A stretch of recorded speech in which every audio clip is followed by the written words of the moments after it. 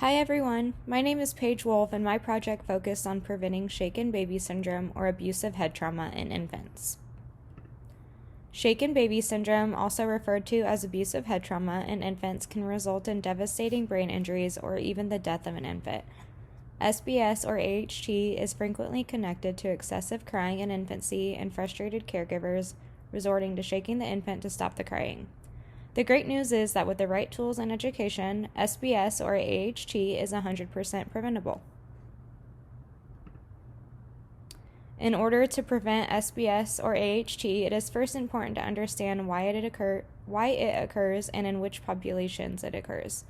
The literature suggests that some of the risk factors for victims of SBS include prematurity and complex medical needs, and that a perpetrator risk factor is having low income. Therefore, it is suggestive that implementing an educational program and a high acuity NICU for parents of low income would lead to a reduction of SBS and AHT cases. These findings prompted the study and led to the development of the PICO question: does providing education to parents on Medicaid prior to discharge home from the NICU effectively teach appropriate parenting strategies to prevent shaken baby syndrome based on survey scores from all NICU parents? For this project, I utilized the quantitative exploratory design. Participants were engaged and survey results were utilized for data collection.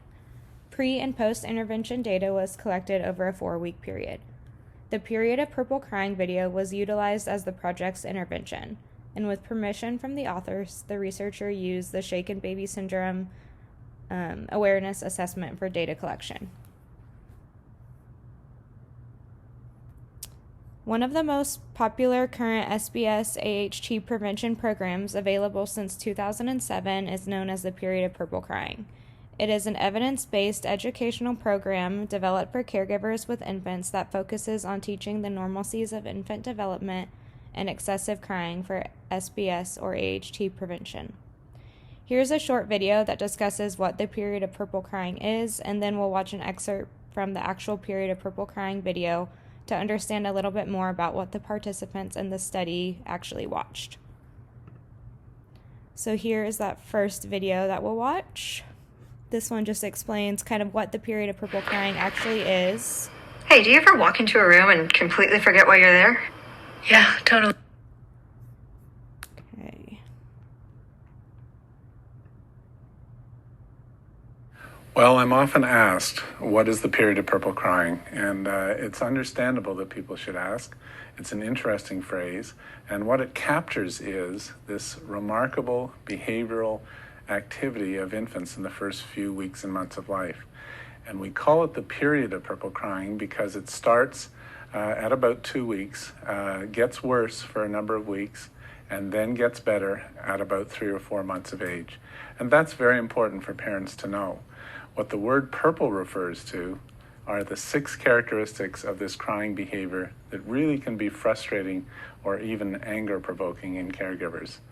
And let me just state what those 6 characteristics are. So the first P refers to the fact that the amount of crying that infants do, starting at about 2 weeks of life, tends to increase every week until it reaches a peak sometime around the middle or end of the 2nd month of life. So in any one day, an infant may cry a certain amount, and the next day and the next day cry more and more and more until it reaches that peak period.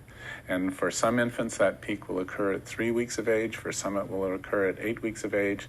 But for all infants, they tend to increase the amount of crying they do on a daily basis and then decrease the amount of crying over the next few weeks or months of life. The U is for the fact that some of this crying comes and goes unexpectedly. By that, I mean that it's not related to dirty diapers, it's not related to feeding, it's not related to anything that's going on in the environment.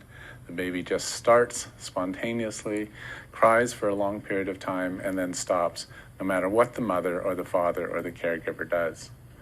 The R is for the fact that some of these bouts, some of these episodes of crying are resistant to soothing, and that can be incredibly frustrating.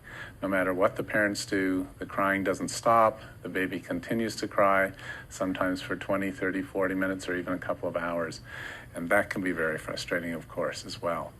The second P is for the fact that when the baby cries, it looks like it's in pain. And that's understandable because the crying that infants do, the facial expression and the sounds are the same whether or not a baby is crying in pain or it's just crying spontaneously, as in the period of purple crying.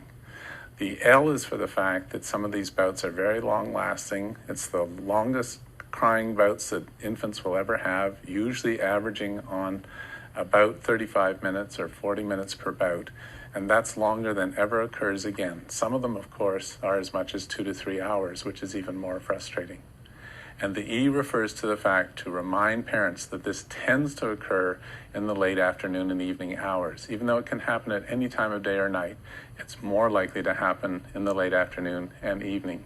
And this can be frustrating because parents who've been with the baby all day are tired, parents who are coming home from work are tired, and they have the feeling that the baby's just doing this to get at them. But it's not true. They just tend to do it in the late afternoon and evening hours. And another question I'm asked is whether or not this period of purple crying is the same or different than colic. And that's a very good question because, of course, the word colic has been around for a long time. The word colic is used by pediatricians, it's used by mothers and fathers of babies to describe a very high crying infant. And for those people who have had a baby like this, they'll recognize all of the characteristics that I just described when I described the period of purple crying. But what's different about colic is that it's usually considered to be a condition or an abnormality that some babies have and that other babies don't. And that's not the case for the period of purple crying. What we are describing here is the pattern of crying and the characteristics of crying that all infants have. It's certainly true that some have much more of it and some have much less of it, but they all have this tendency to increase the amount of crying they do in the first couple of months and then decrease it afterwards. They all have the tendency to have unexpected crying, to have crying that is resistant to soothing, that has a pain-like face and long episodes and clusters in the evening. And while that is also true of infants who have traditionally been called colicky, it's true of all infants, and that's why it's important for all parents and all caregivers to know about it. So that also brings up another important question, which is, how do you know that your baby's not sick if it has these characteristics of crying? And that's an important question as well, because any baby who is sick certainly is likely to cry more. But of course, what we're talking about here is a pattern of crying that goes over days, weeks, and months in the first months of life of a baby. If a baby is sick and cries, that's likely to be more acute. It's likely to be associated with some other things like diarrhea and vomiting, or a fever, or weight loss, or not feeding, and other kinds of behaviors like that. But because it may be due to a disease, it's very important that early on in the crying that your infant does, that you do see your physician or your healthcare provider so that he or she can do a number of tests to make sure that this crying is not due to some other disease or some other condition. And the vast majority of time, over 98% of the time, it won't be. But it is important to have your baby checked by your healthcare provider. When that's done and when they do their tests, and if the crying continues to go on, it will not be a surprise because this, as we said before, this period of purple crying is something that all infants do. They do it more or less. It's part of normal behavioral development, even though it's incredibly frustrating to parents and caregivers. The other thing that's very helpful to know about the period of purple crying, and this is the reason we use the word period, is that the long-term outcome is actually very, very good for infants that go through this period of purple crying. There is no increased risk of negative outcomes later on, of having a disease later on, of having allergies later on, or anything like that. The period of purple crying is part of normal behavioral development, and the word period attempts to capture that. It starts at about 2 weeks of age. As we said, it peaks at the second month of age or sometimes into the third month of age, and then it tends to decrease by the third or fourth month of age. And therefore, it's something that does come to an end, however frustrating it may be when it's happening with the caregivers or with the parents of the infant. The one negative consequence that can come from this crying, however, is if the caregiver, whether that's the parent, a temporary caregiver, or an in-law, gets so frustrated and so angry that they lose control and do something negative with the baby, The one we talk about most often is shaking the baby. This is what's called shaken baby syndrome.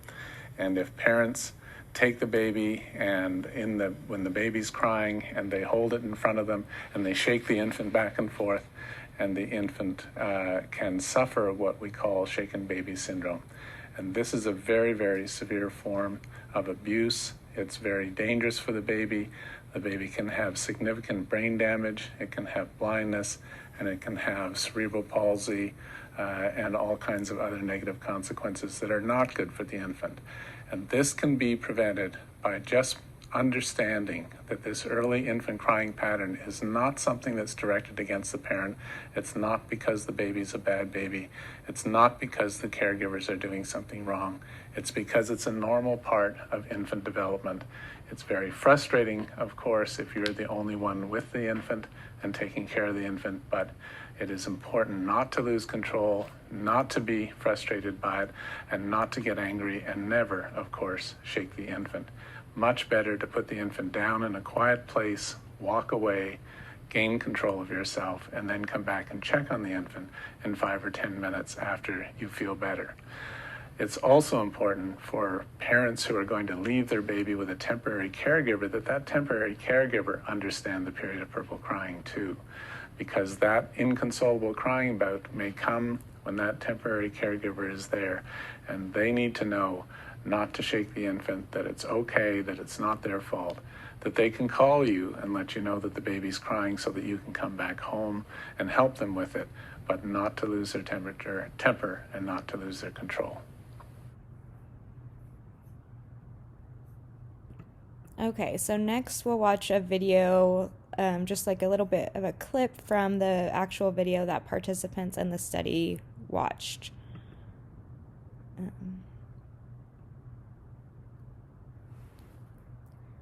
When you stay at a Vrbo, the host doesn't stay with you. Because without privacy in your vacation home, We have what we call 3 action steps that are helpful. And the first is that when your baby cries, you want to increase the carry, comfort, walk, and talk responses that you do. Remember that some of the times, most of the times it will help, but the baby will still continue crying sometimes, and that's okay.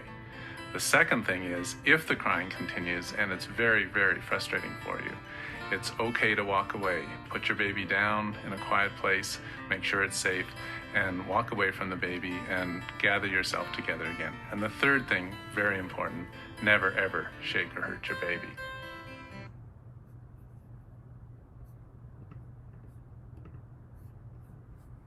Okay, so I hope that kind of explains a little bit more about what the period of purple crying is and what the participants in the research study watched for their intervention. Here is the SBS awareness assessment that was utilized in many SBS prevention research studies in the past. This Likert scale survey asked the participant to determine how long it is okay for a caregiver to leave a crying baby alone. It ranges from never to more than 30 minutes, and then it also asks the participant to rate a set of caregiver actions as reasonable discipline, useful for soothing, or could cause injury. Caregiver actions range from appropriate soothing techniques for a crying infant, such as holding the baby, to harmful interventions such as hitting, slapping, or striking the baby. Participants in this research study answered the SBS awareness assessment pre- and post-intervention, which consisted of watching the period of purple crying video, as I explained before. The goal was for the participant survey scores to improve post-intervention, so after they watched that period of purple crying video.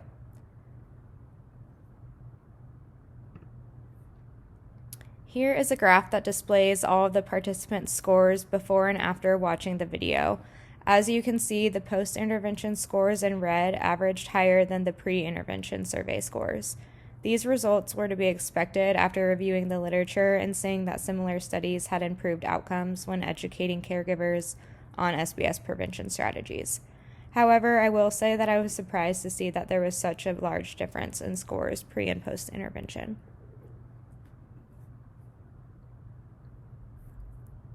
As I mentioned earlier, I broke down the data and compared 2 populations, caregivers on Medicaid and those not on Medicaid. I found that there was a statistical difference between the 2 populations.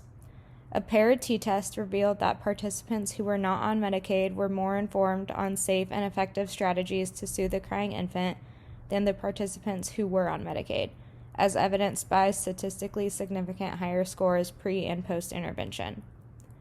Participants on Medicaid did not have scores which revealed statistical significance by the paired t-test.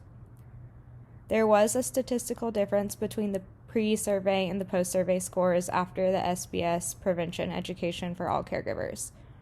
The Pearson's correlation coefficient revealed that the education prevention provided to participants proved effective for all caregivers' knowledge on safe and effective strategies to soothe a crying infant, regardless of their insurance status.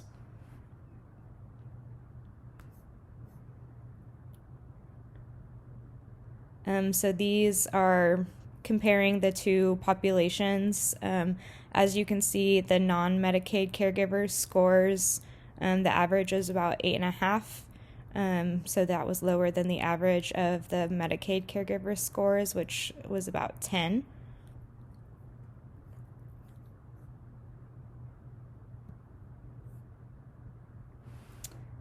The study results indicate that 1, implementing the Period of Purple Crying educational video increased caregivers' SBS awareness assessment scores, suggesting that they are less likely to engage in abusive behaviors towards their infant after receiving this education. And 2, also suggests that caregivers not on Medicaid are less likely to engage in abusive behaviors towards their infants as compared to caregivers on Medicaid. Additional studies reported similar results. In 2 randomized controlled trials by Barr in 2009, in which the Period of Purple Crying materials were used, there was a significantly increased knowledge about crying properties and changed caregiver behaviors relevant to prevent shaking. Another researcher, DS, in 2005 reported that a 47% reduction in cases when comparing pre- and post-implementation periods of a parent education program at a newborn's birth. Multiple study results indicate that caregivers of low socioeconomic status may be at a higher risk of causing SBS or AHT in their infants. Adam and his colleagues in 2019 found a positive relation between family income and knowledge on SBS prevention when comparing SBS awareness assessment scores. In another study by Wilson and his colleagues in 2021, they reported that Medicaid is the primary payer of nearly 80% of pediatric SBS or AHT cases. So these results, along with the results of my own study, may reveal that there is a need to provide more SBS or AHT prevention education to these caregivers who are of low socioeconomic status, and to also determine the factors that contribute to this population's increased likelihood of causing SBS and AHT. So while I feel like my study did have some significant outcomes and could be very beneficial to clinical practice as well as for implications for future research, I would suggest that future research studies do focus more on kind of why it occurs in these low socioeconomic status groups, and then also focus on some prevention strategies specifically for these groups. And then here are all of my references. So thank you so much for listening.